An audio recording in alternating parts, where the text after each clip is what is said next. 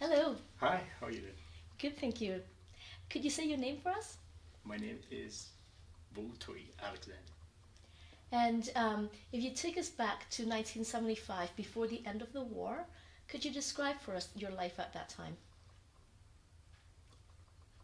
Just before the end of the war, I was just a 12-year-old, a typical Vietnamese boy, having living with my parents and my sibling in a big city of Saigon, and yeah, life is just going about as normal as it could be, despite the fact that there was a war going on around us.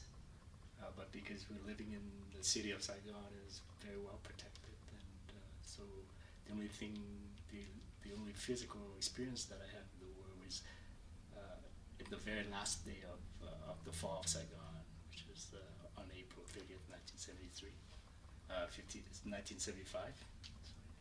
And before we go there, how many children were there in your family? There's seven of us in the family.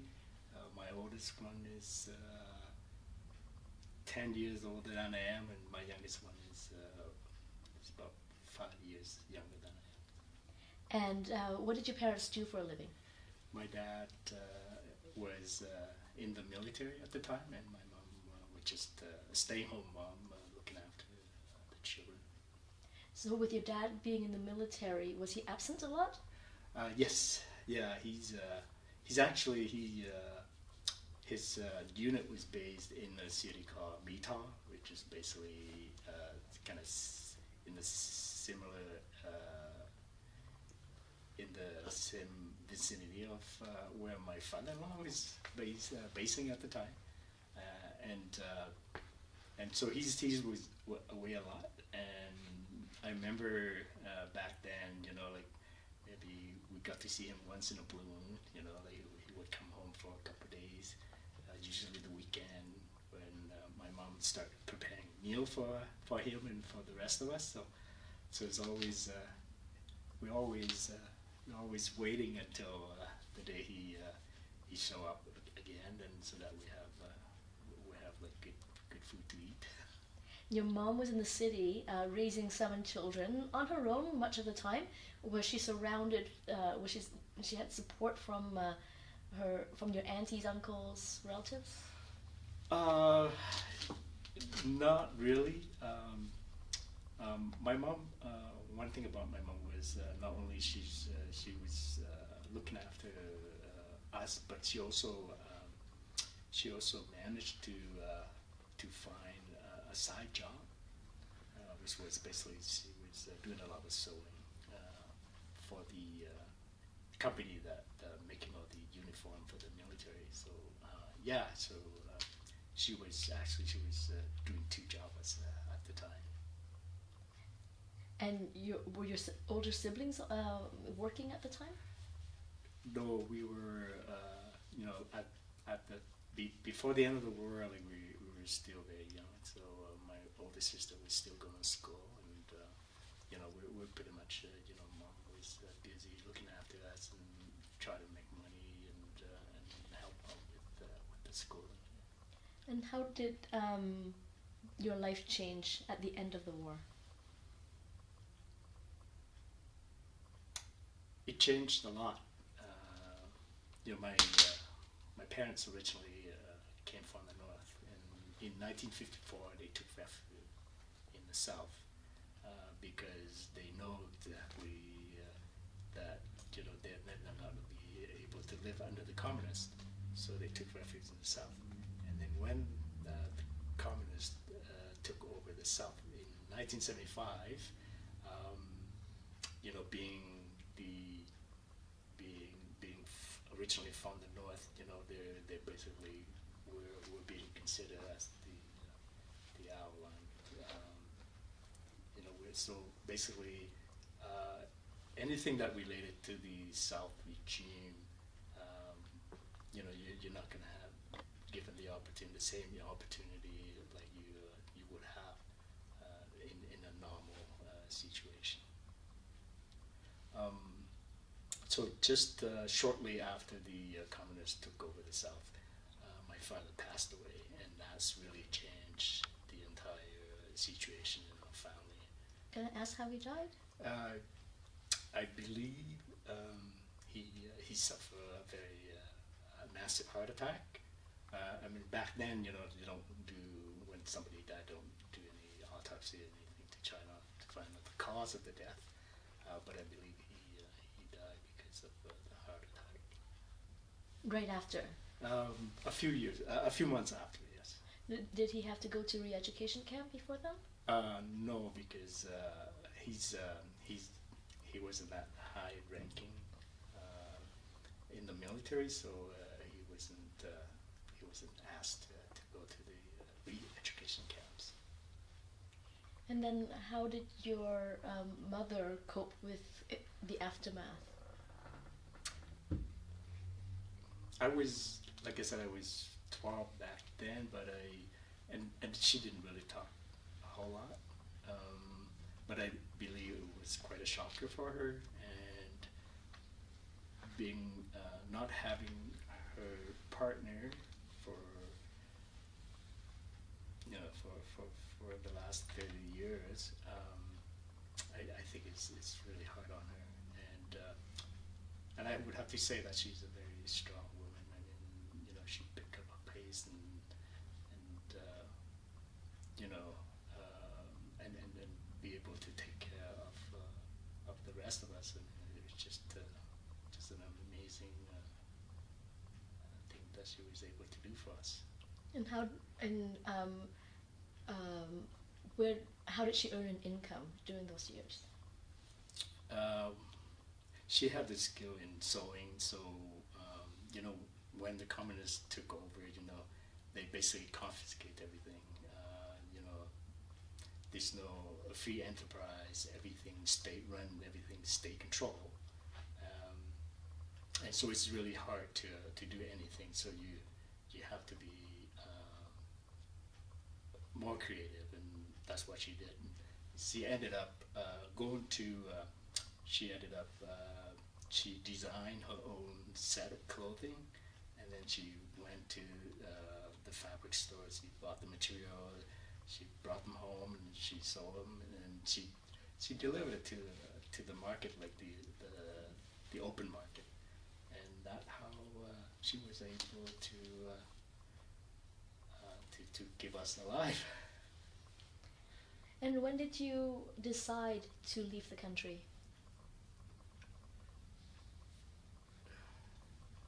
I think it was a few years after the end of the war.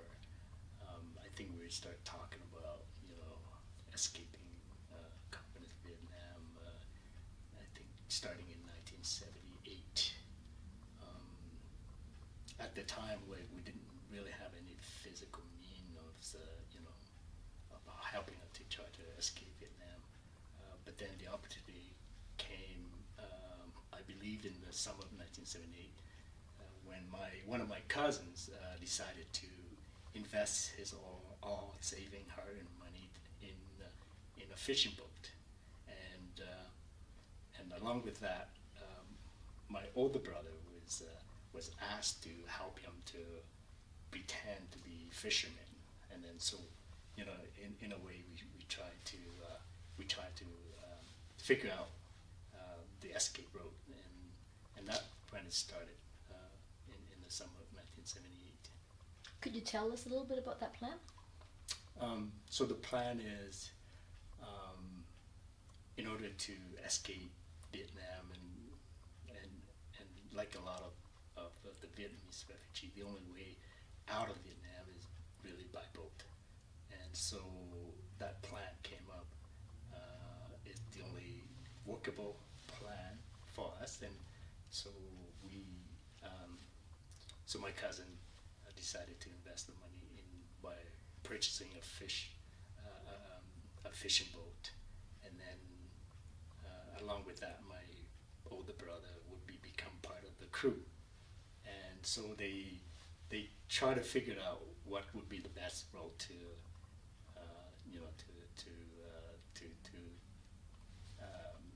leave Vietnam from there, and it took them about a year and a half before they determined the spot that they think that would be they would be able to escape without being caught. So you said that they pretended to be fishermen. Where were they based? They're based in a place called Binh Chair.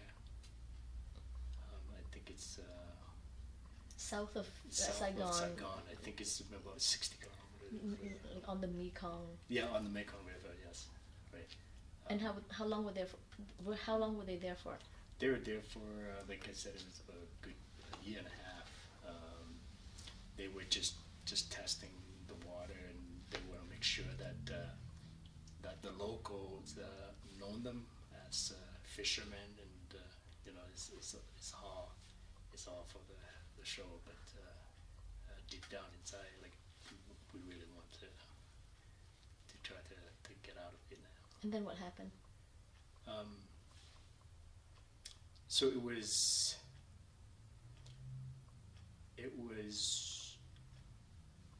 so there was many previous planned before, and it's all failed miserably.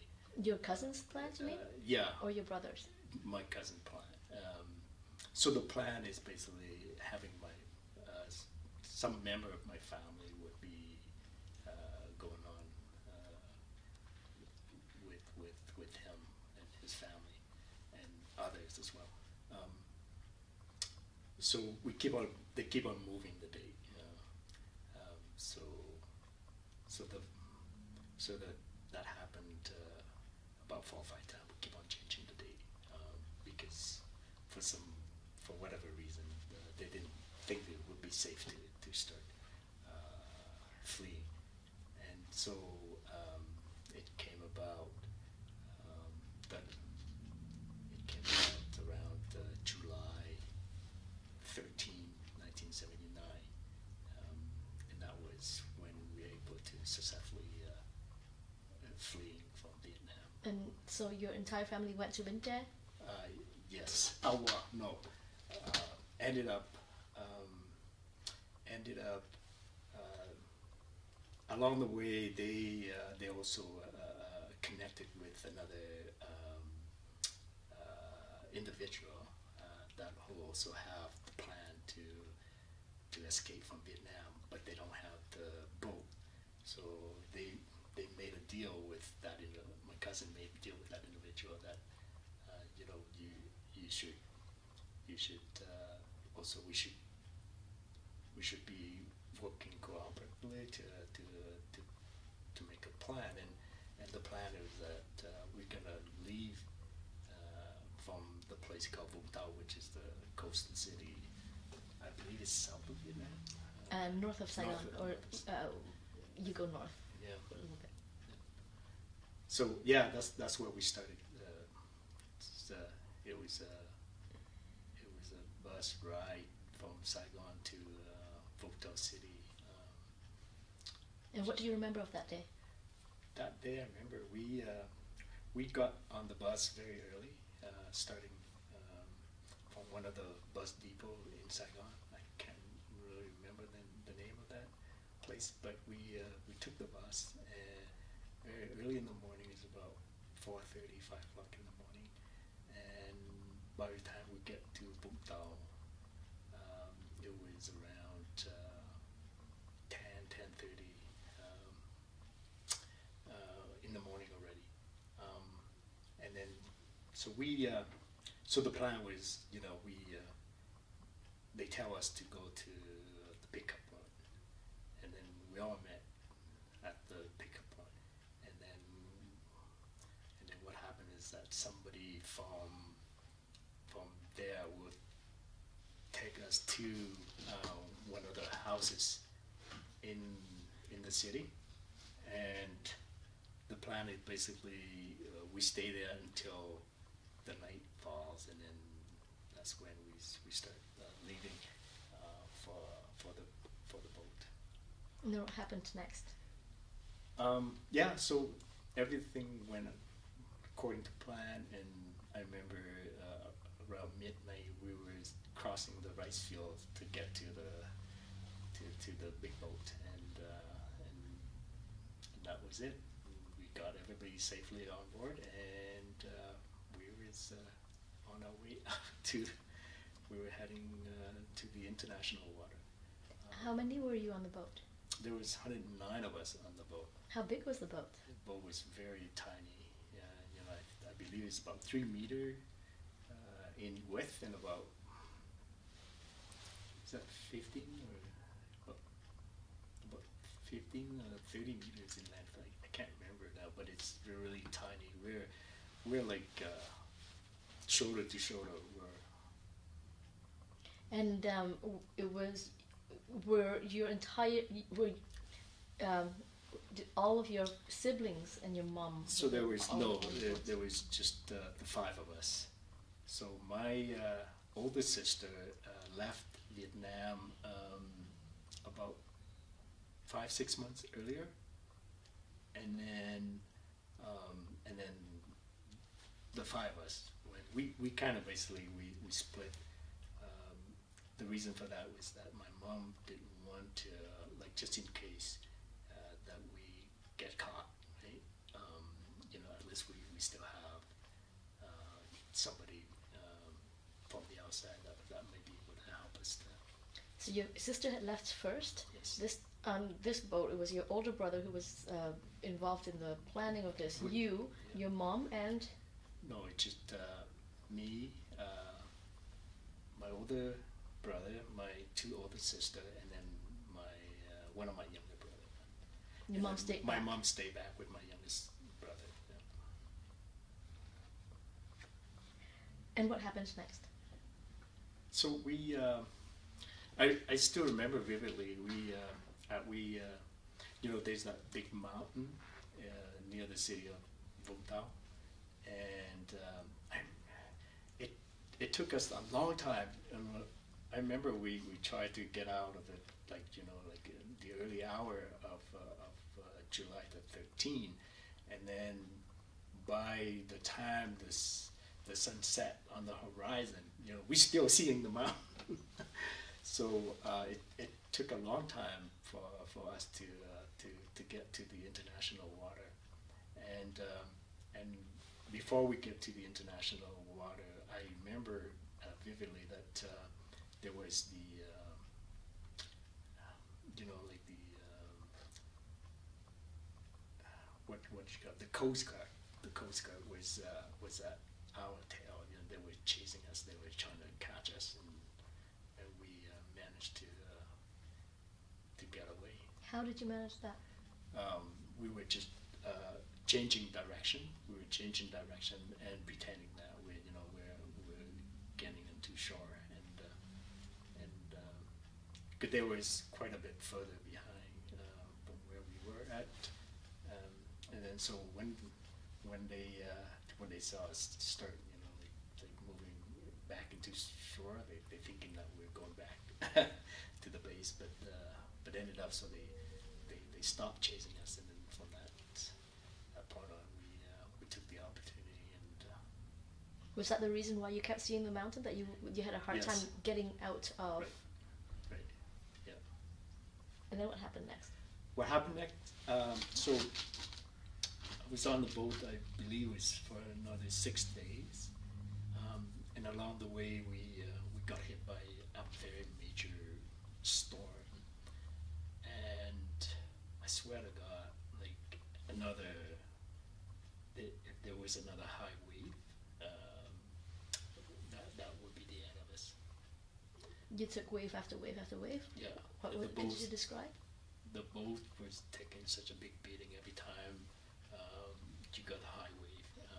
You know, you start hearing the cabin start cracking, and yeah, everything was start falling apart because of the big beating from the storm. The scary thing was, you know, during the storm like that, you know, I believe we're very deep in the Pacific, and you can see the water, like it's dark, like instead of crystal blue, it's like it's so dark, and you start seeing part of boats floating around, and there's like shoes and clothing, and it was just a terrible sight to see. And I remember my two sisters was sitting next to me in the cabin, and they was crying. They said, "Oh, you know, why, why, what are they thinking that we're not going to be able to make it?" So after 6 days on the open sea, we reached Malaysia. We reached I'm not too sure it's the eastern edge of Malaysia. So we're so happy we saw land, and so we said, okay, this is where we're gonna load it, like unload everybody, and then we're gonna try to find the local authority and claiming the refugee status. So as soon as we started unloading people, there was the local police militia. They came out and they swinging. They basically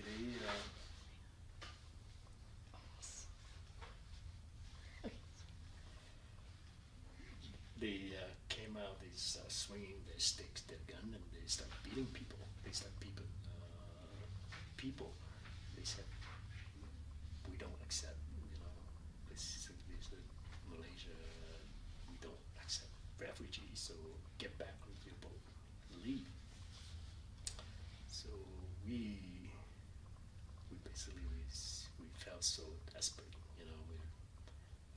like our hope and dream is of being able to land and being able to accept us refugees basically gone out to the window. So they did not let you go on shore?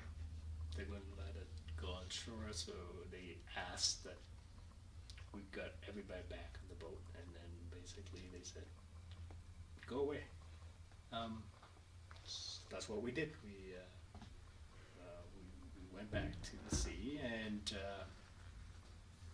we still want to go to Malaysia. So I remember we continue on with our journey until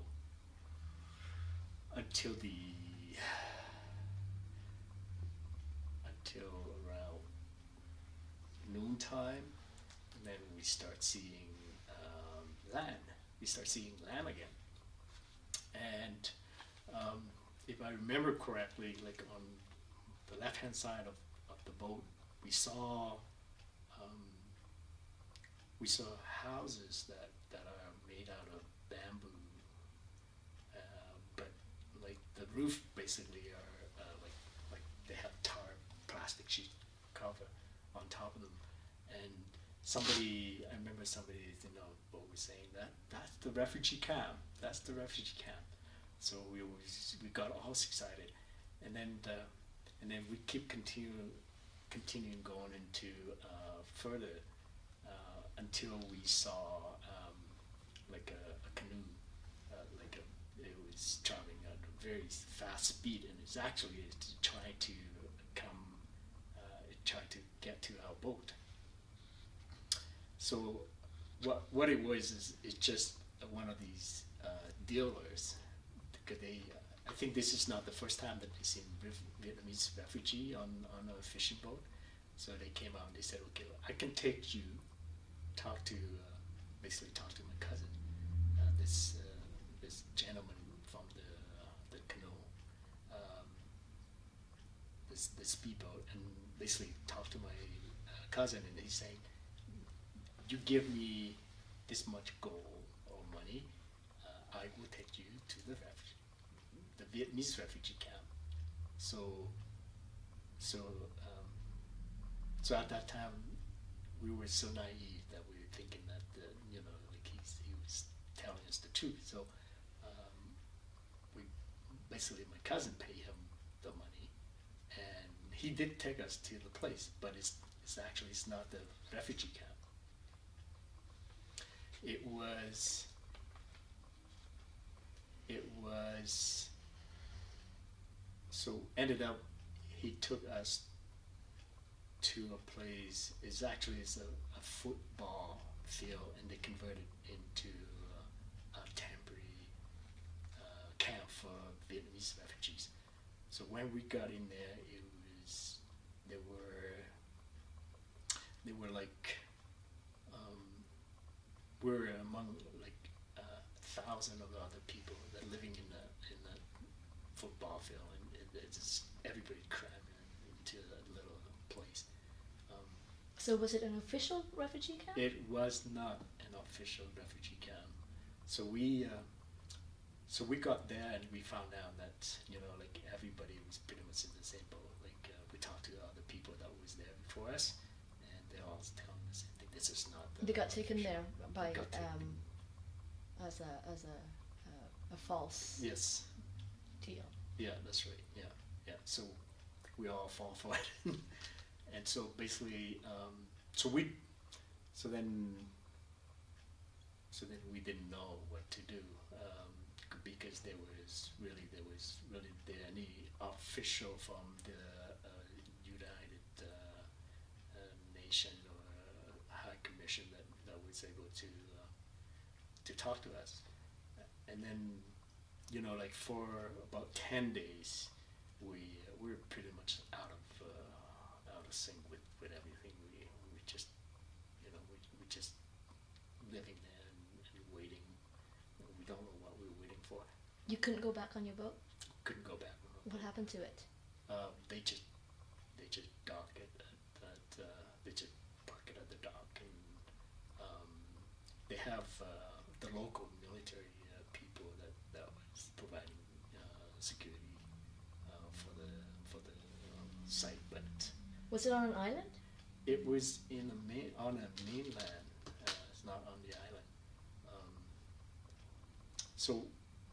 So after 10 days, I remember that because I was counting the days, and on the 11th day, around supper time, they start rounding people up, and they ask people return to their boat. So there was so for that particular day there was 5 different boats that they were asked to bring people back onto the boats, and Al was one of them. And so so during that time, they're basically what happened during that time is that Malaysia doing the same thing with Indonesia and everybody else. They basically they start towing the refugee away, and they just tow like the boats to the open sea, right? And so that's what happened to us. So as soon as we got on the boat, they took away all our food and water. They took away our compass, which is the thing that you need, right? The compass is the thing that is like a map, right? You need to know where go, right? And then they have these naval ships that came in, and they put a rope around our boat, and then they tow us out to the open sea. And it took about a day before we reached the international water again. And then as soon as we got to the international water, they cut the rope, and they were waving. And these were Malaysian, These are Malaysian Coast Guards. Coast Guard, yeah. So we're so much in despair. We're thinking, we're being rejected everywhere, right? So what is the plan B? So my cousins and the crew decided that we'll continue going on. Because we're closing up between Malaysia, Indonesia, and Singapore. They're so close together. So that's what that was the decision made. basically we'll go to Indonesia, and then if they don't accept us, then we'll go on to Singapore, and that's what we did. So we continued on with our journey. We saw the land, and before we was having before we even thinking of doing anything, there was military, not military, but naval ships from the Indonesian. They came out. They basically saying, no, we don't accept refugee. Please don't come in. And then so they keep on escorting us out to the international water again. And then we said, okay, well, the next stop would be Singapore. But you didn't have a compass at this point. We didn't have compass. You navigated we by were what? so fortunate that we have the former, there was a former naval officer on board, and he can read the star, and he knows exactly where we're going. So we're just so thankful, because without compass, you don't know where you are in the open sea. Yeah, so he was looking at the star, and he knows exactly where we need to go. So continuing on, I remember that I saw things happening. Like we're heading towards Singapore, and I can see like a lot of activity, Cars. in the harbors, the harbors, cars, and you can see traffic. And we said, oh my goodness, this is Singapore, so we're just praying that they're gonna be accepting us as refugee. Not too long after, when we first seen activities on land, there was 2 helicopters circling in the sky and circling around our boat, and basically they asked us to turn our boat around and leave. They were speaking through loudspeakers? Yeah, loudspeaker. So we had people that can speak and understand English at the time, but we just ignored it. We said, just keep going, just keep on going, and just try to get to land. About 10 minutes later, after the helicopters was making the rounds, we saw 4 naval ship from the Singapore Navy. They came out, and then they said, I remember they told us 3 times, turn your boat around, or we'll shoot. And then the 3rd time, when they say that, we think they meant business. That's why we decided that we turn our boat around. And so once we turn our boat around, they continued escorting us to the international water again. But the Singaporean Navy, they're so generous. Like, they was asking us if we need food, we need water, we need fuel, and so ended up like they give us so much stuff that we almost sink the boat. So now we're in the middle of the Pacific Ocean, and we don't know what to do. We're just so desperate now. We just need a place that we can safely transfer people off the boat into the land. So there's another plan, and the plan was basically let's go back to Malaysia. And the first island that we find in Malaysia, that's where we're gonna land our boat. And once we land, and once we safely move everybody off the boat, and the next thing we're gonna do, we're gonna destroy the boat. And that's what we did. So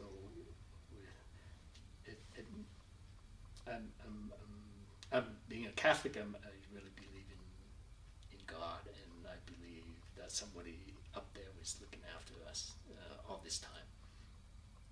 So I remember we got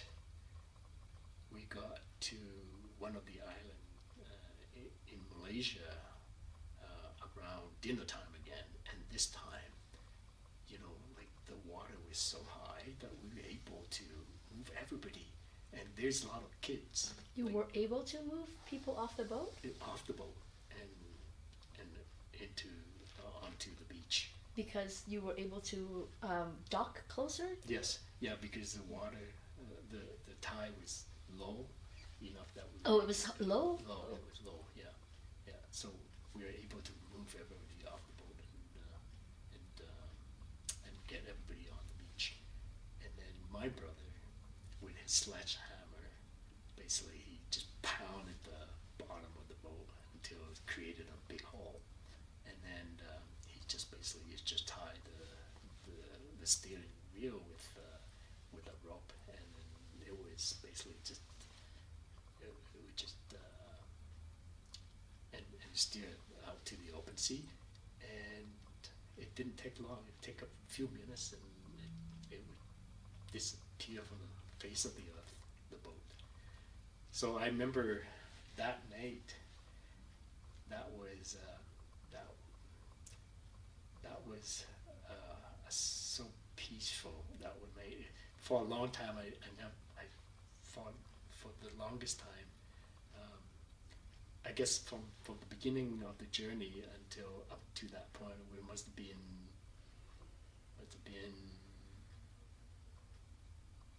a good 3 weeks already, and that was the first night that I felt so good. Like I was at ease with myself, and there was at peace. And we sleep on the beach. Everybody sleep on the beach, and I remember I slept like a baby until the next morning when we wake up, and we were so happy. We were so happy that everybody made it on land safely, and we didn't lose anybody, and we don't have any boat, so so that was a good thing. So then we start regroup, and we split in groups of 5, and there was like 5 groups of young men. That was their job, was basically to try to find the local authority on the island, because nobody knew that we had landed on their island. So that's what we did, and one group managed to find the only police officer on that island. And I remember when they found him, and they came back about 3 hours later. I remember he was holding his handgun, a real handgun, and he said he speaking in English, and through the interpreter, we understand that he wants everybody to line up so he can do the count of how many people. And he was such a fantastic fellow. Like he treated us very well, and he's the one that initiated the call to the official refugee camp, like, in Malaysia. And I remember we stayed on that island for about 5 days. Sleeping on the beach? Sleeping on the beach. Eating what? Eating shellfish and coconut. We ran out of food, and were there villagers? Were there other people living? they live like that was the remote area of that island, and to cross that island and go to the village, it takes about almost a day, and that's what we did. When we were there the 3rd day, then the police officer made the arrangement for us to move closer to the village. But still, we still sleeping on the beach and eating shellfish. What was the name of this island? It's a very small island, but eventually they get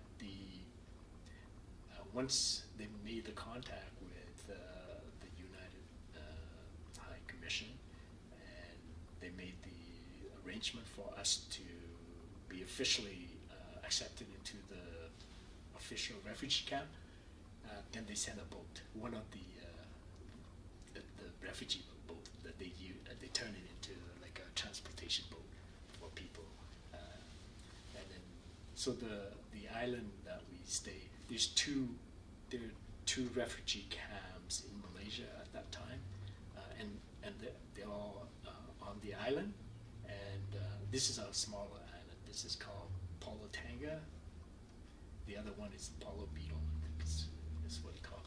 We're a much smaller island, and I think I picked maybe about 18,000 Vietnamese refugee there. Like I think when we were there, at the time we got there, was I think at the peak, so it was very crowded. It was really crowded. So after 5 days living on that island, I remember the boat that they used to transport people back and forth. The crew, like they look like Thai pirates. They all grow their hair long and their hair turned yellow, right? Because they lived there for so long. And so we thought, we thought they're gonna bring this boat. They're gonna take us to somewhere, and they're gonna put it back onto the open sea again. So we're really concerned. But then one of the crew started speaking in Vietnamese, and he said, "Don't worry, please don't worry. We're here to help, and we're from the refugee camp, and that's what we're doing. We're gonna transport you we're gonna take you guys to the refugee camp, and then we'll start the paperwork going." So everybody's so happy, and I remember, oh man, that was like godsend, good news for us. So they took us to the official refugee camp. We there, and then they just basically assigned us a little hut to live, and then live in the refugee camp there for about a month before we got to see the Canadian delegation. We always wanted to go to Canada. Why? The reason for that is I mentioned earlier my oldest sister. She managed to escape from Vietnam. She was traveling as part of the back then. I think there was the Chinese Vietnamese thing that the communists want to get rid of, and so basically the deal is if you Chinese Vietnamese Chinese, and if you're willing to pay the money, the government will let you will give you a ticket to the refugee camp, and that's what my sister did. So she she dressed up and like the Chinese just to make it a little bit more believable, and then she managed to successfully land in Malaysia, but not Polotanga, but the other island. Reason why she came to Canada in the first place, because my brother-in-law at the time was before the war ended. My brother-in-law at the time was her my sister boyfriend, and they even after the war, like he's because he used to be one of the Navy SEALs, right? So if he stay, he's not going to survive with the communists. So they left Vietnam early, just like my brother, just like my wife's family. They was able to get on the boat and got out of Vietnam early, and all this time.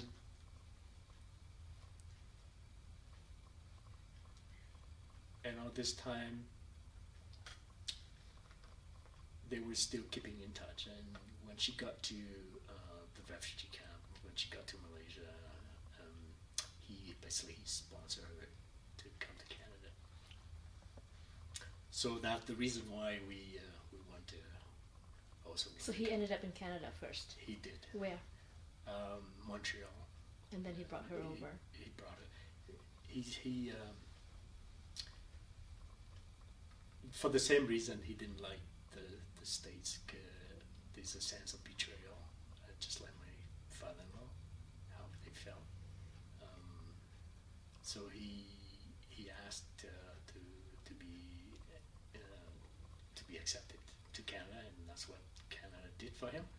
And the first play of his the first city in Canada that he lived was in Montreal, and then because of job opportunities, so he moved to Alberta, especially in Edmonton.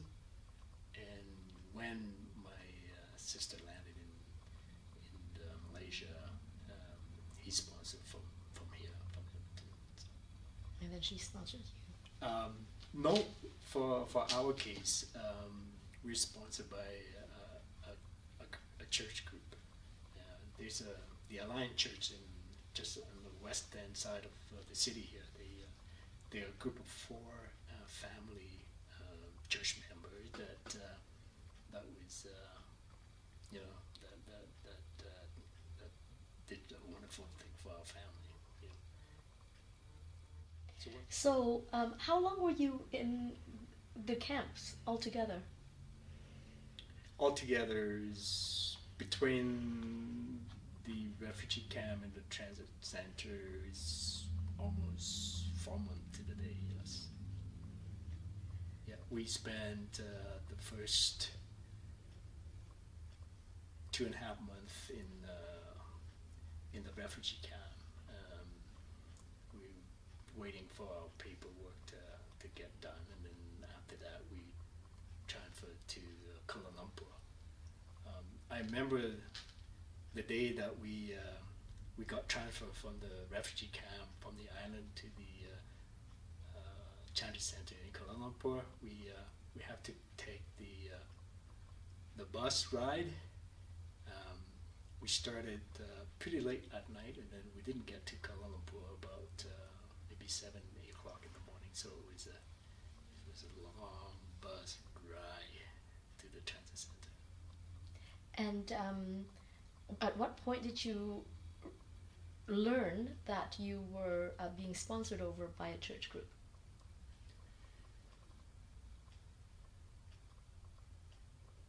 We didn't know until we got to the transit center, and that was like maybe a little bit more than a month before we landed in Canada. So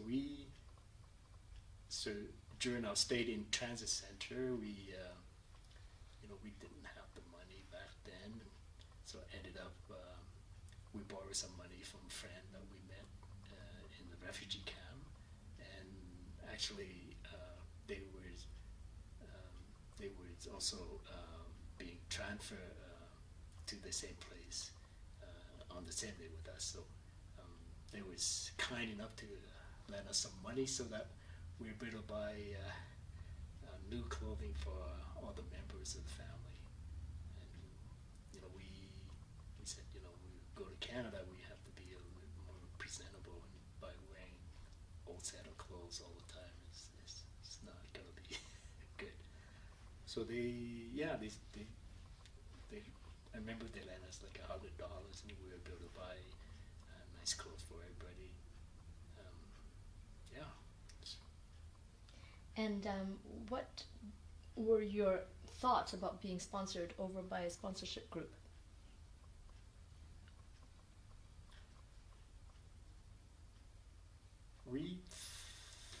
At the time I was 16 years old at the time, and I didn't really think about it too much, other than having some Canadian family in sponsoring us and help us to start a new life in the new country. Not until I met them in person that we start I start to understand that how valuable it was to have the Canadian family sponsoring us. Could you tell us about what help they provided? So there was 4 family within the same congregation that sponsor our family, and they provide us pretty much everything from A to Z. They provide us with money for a rent. They provide us money for food. They provide us money for transportation. They the first I still remember the first 3 months they taking turn to drive us to school. It was just amazing, we ended up developing into a really good friendship. And They drove you to school. How far away was your school? it used to be about 40 minutes from school.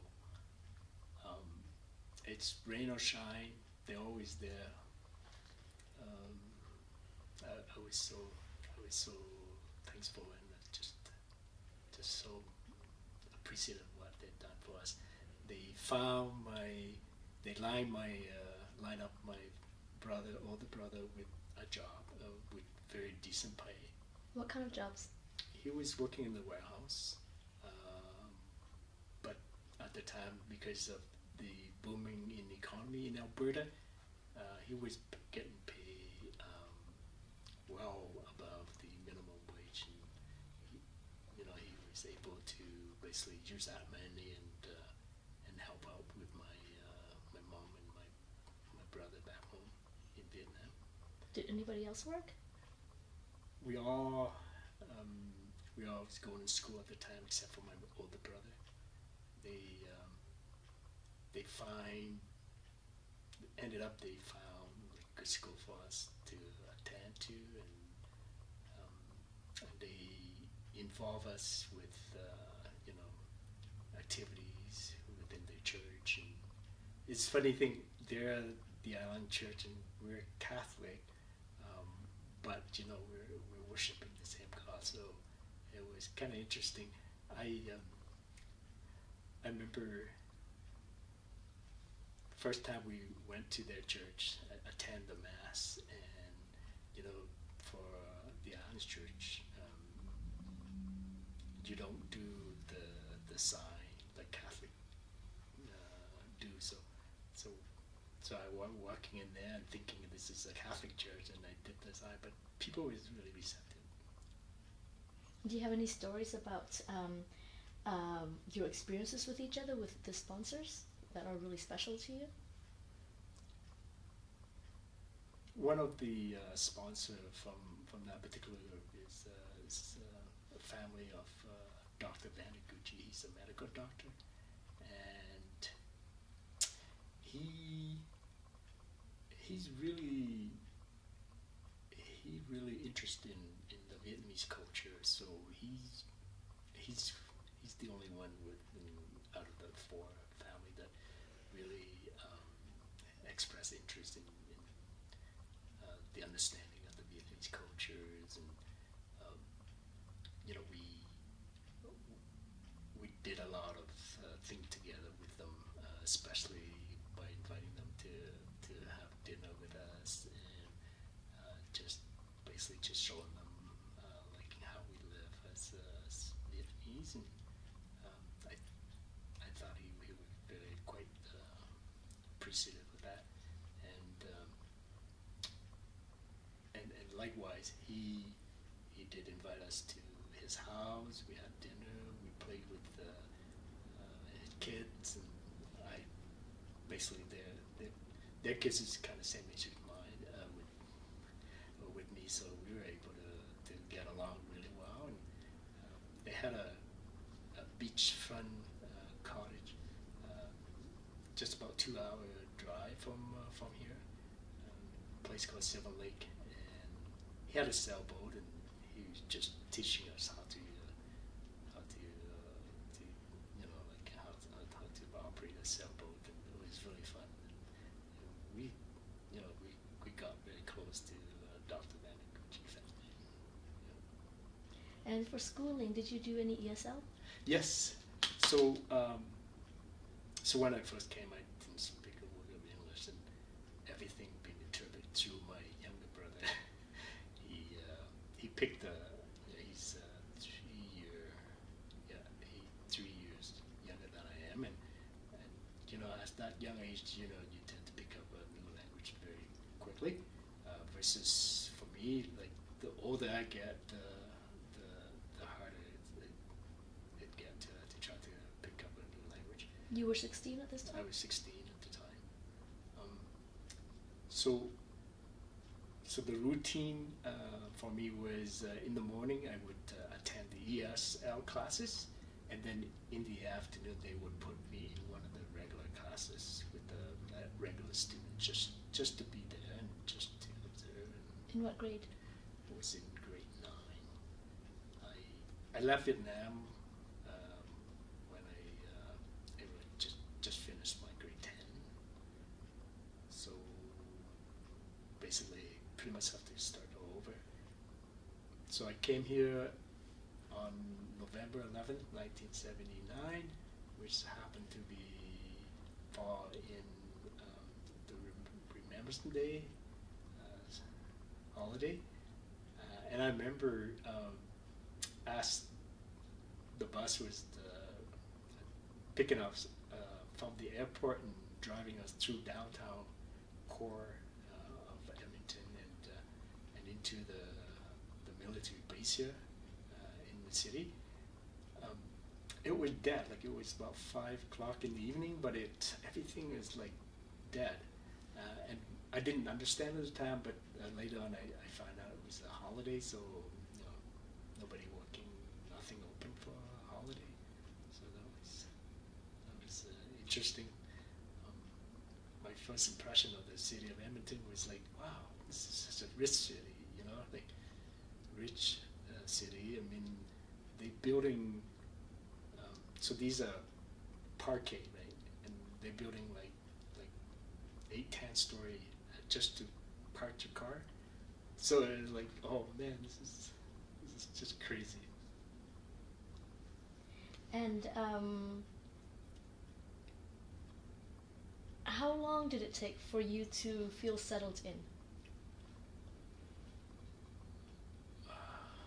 I think at first it was difficult because of the language barrier.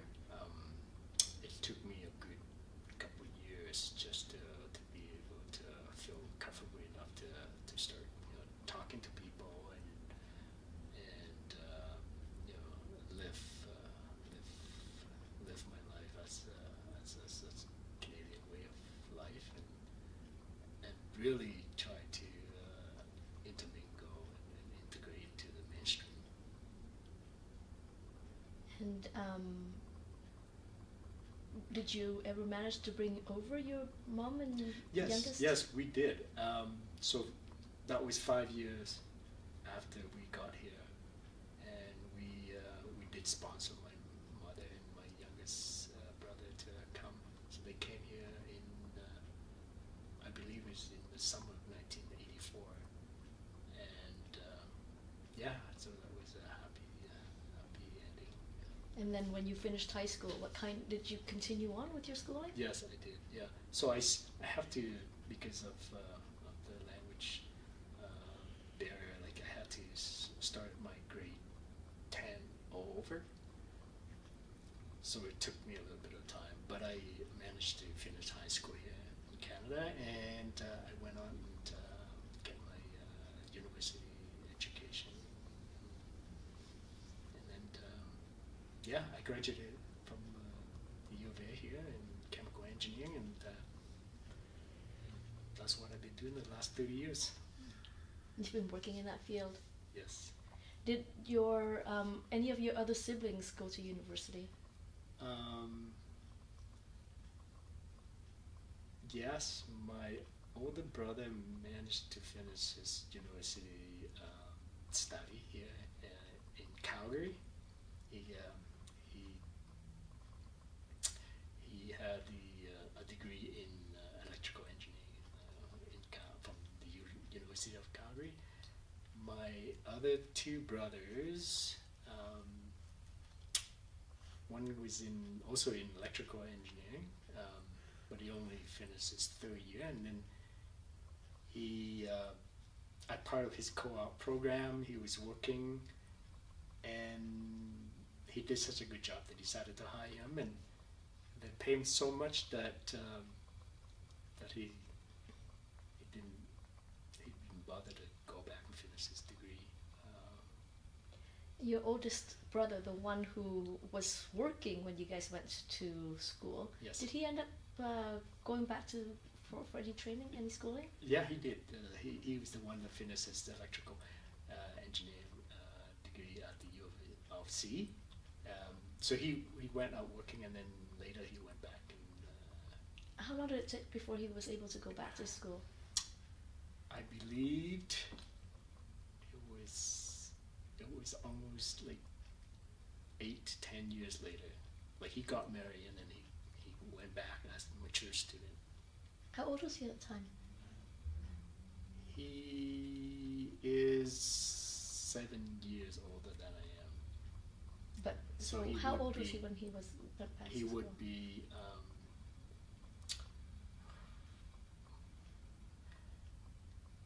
so it would be in the late.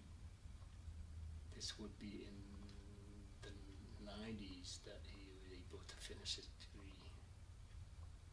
79. Yeah, that would take him, I believe, 13 years. 21 years. 13 years later. 13 years later. 13 years later. And what kind of work did he do in the run up to, before he was able to go back to school? He was working in the warehouse. All that time. And then he was working as he's working for like a plastic manufacturing. Yeah, so it's assembly work. So looking back now, 40 years later, how do you feel about the life that you've made in Canada? I felt that I felt very comfortable that we have the kind of life in Canada. I keep on saying to people that Canada is the best country to raise a family, and which is rightfully so, and we felt very blessed and given the opportunity to start our life here in Canada, and looking back 40 years ago, I think we've done very well. And what are your thoughts about Canada's response to the refugee crisis?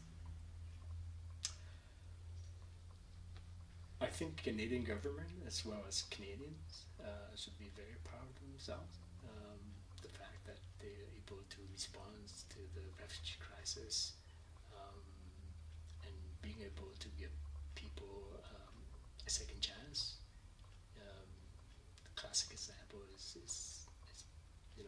they're giving me a chance to start a new life here in the new country, and I'm so thankful that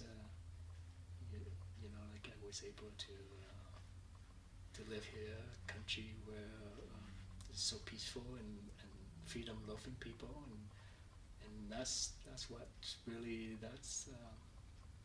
I think they should be proud of. I think one of the things I keep on telling my kids is that don't take your freedom for granted. I mean, the experience that I've gone through living under the communist regime is just so brutal, repressive regime that every basic human rights has been disregarded. It's not really good. And so you do talk to your children about your experiences with war and resettlement. What can they learn from your experiences?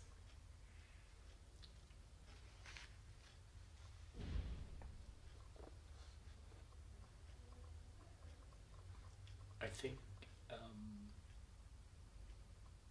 I think never give up hope. Never give up of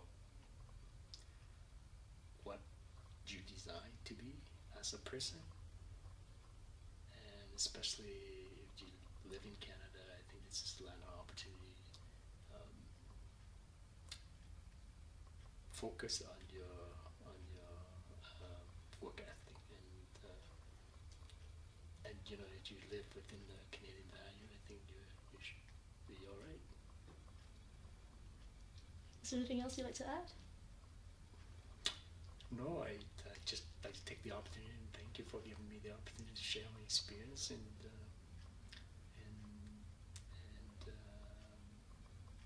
learning that I have here in Canada.